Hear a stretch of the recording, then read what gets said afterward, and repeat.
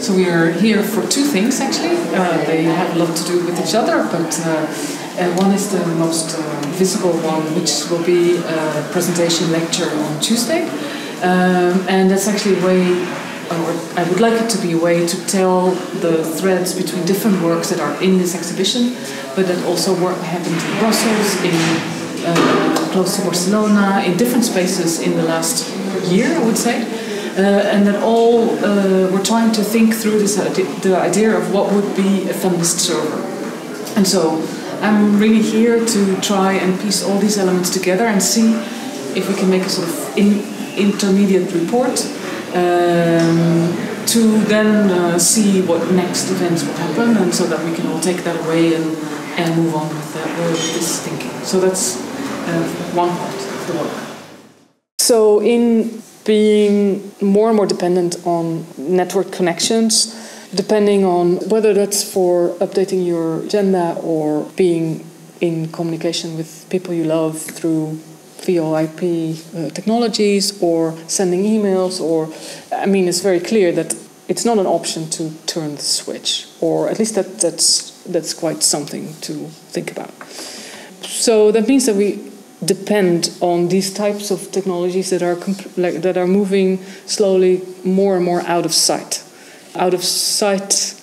and out of mind. And that's a double effect, because both these kind of images that are sort of creating an image of a technology that is wonderful, structured, beautiful, but completely unapproachable, are really trying to do that. It's like, you can trust it, but you don't have to know about it. You can go to sleep again.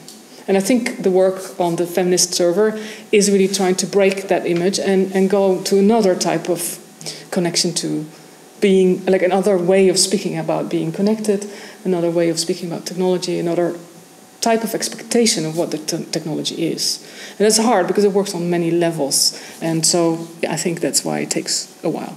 The other part is that we are here also to think about, together with you and together with people in the exhibition and around here, to think about how artists use networks and use each other's networks and social networks and digital networks and all kinds of distributed strategies to rethink the act of making art and what that does mean. So to get away from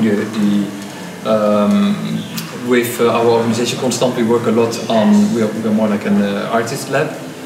We work a lot on distributed work, and so we look at how networks are used, and this we think is something that is very often not visible in how art is presented, and so we find it very important to try to open up new possibilities to show what artists do with this, not necessarily to show the works, but more the process, and to make people also aware and each other aware.